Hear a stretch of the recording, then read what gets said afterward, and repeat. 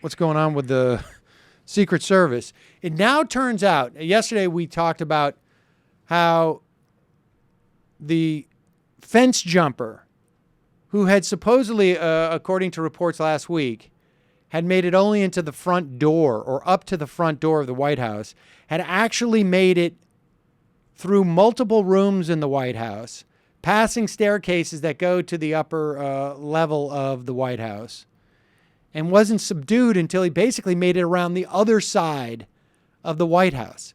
This is a guy who had been reported to the Secret Service a couple of months earlier by state police in Virginia because they found him with a cache of weapons in his car with a map of Washington and a line drawn to the White House. Then there's a guy who was also stopped out in front of the White House trying to get in and had a couple of hatchets in his car.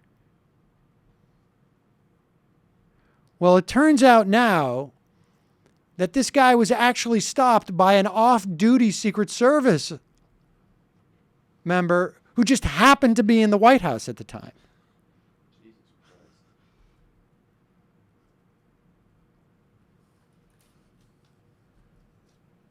And now another story, and the Washington Post keeps breaking these stories. They obviously have a good source.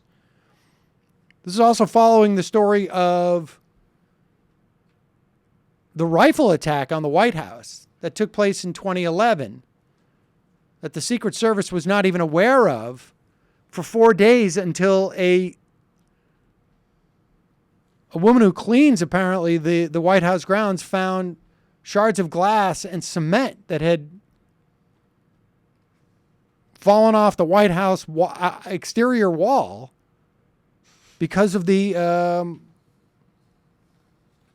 gun attack, the rifle attack. 7 bullets hit the White House.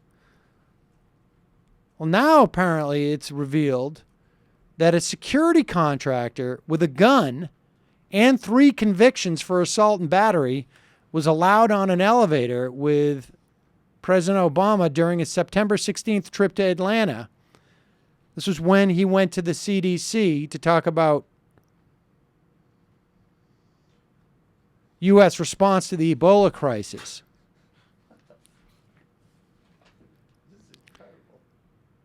Apparently, in the elevator, the private contractor aroused the agent's concerns when he acted oddly and did not comply with their orders to stop using his cell phone camera to record the president in the elevator.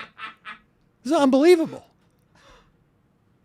When the elevator opened, the president left with most of the Secret Service detail. Some of the agents stayed behind to question the man, and then ultimately found out that the guy's got a criminal history and was carrying a gun. What? Whoops.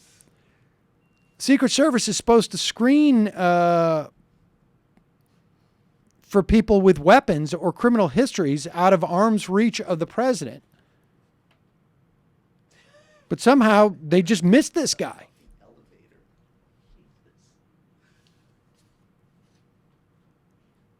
It's unclear as to how this happened at this point, but there's obviously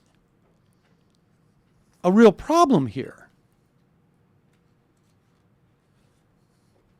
Someone at the Secret Service owes Obama a "Sorry, boss." Yeah, no kidding.